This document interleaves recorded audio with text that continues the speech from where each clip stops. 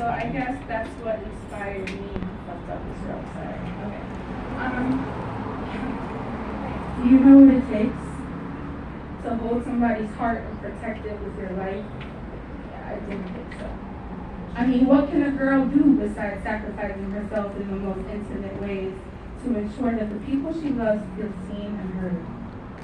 What do you do when there's a storm in your heart and a drought in your brain?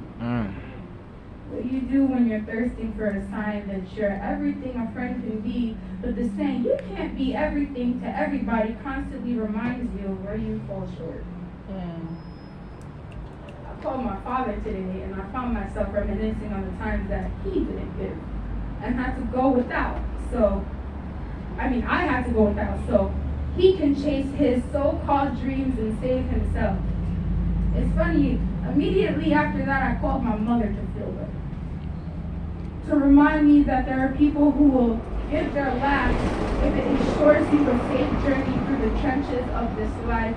But what does it mean when you're constantly on survival mode? The things that you don't have make you unfit. Unfit to love, unfit to sacrifice, unfit to carry us together through the downpours, unfit to hold up the umbrella for the both of us. And then what if I was presented the chance to save myself and I do?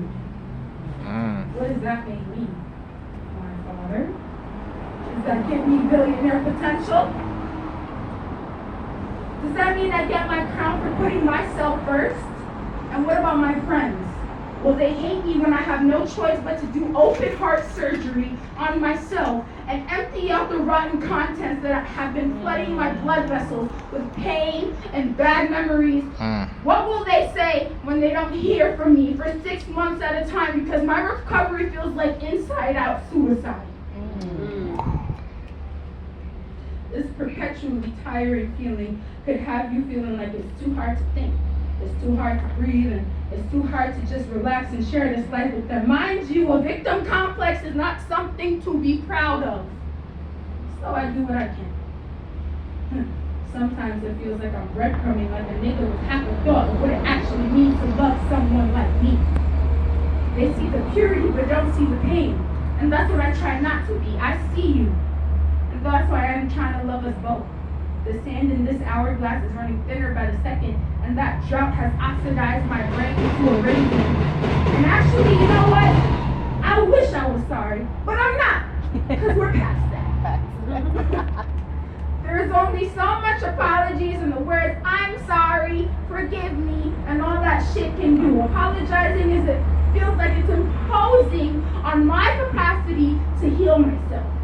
I'm sorry means I fucked up, but you go heal yourself. You deal with that shit. What? The audacity of some fucker who poured me poison and inflicted pain now telling me to go do what's right for me. Like you already knew, but you don't. I hate the concept. You're sorry for you and I forgive you for me.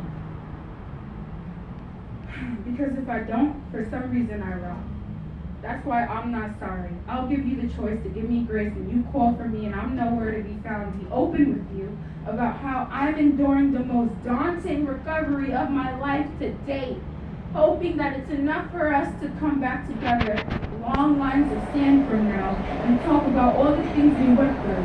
The times when the umbrella we were holding for each other was broken but we still tried. The times when one of us couldn't carry anything for anyone and the other got more drenched than the other, or the time when we breadcrumbed each other because our hearts were out of commission and our brains were dried up, because love and grace is the only thing that keeps a friendship and life intact. Not apologies, not mindless sacrifices, not abandonment, not selfishness, not bloody operating room tables, not cardiac surgeons, not neurologists, just the grace of God and a little audacity sprinkled in the right place. Woo! Woo!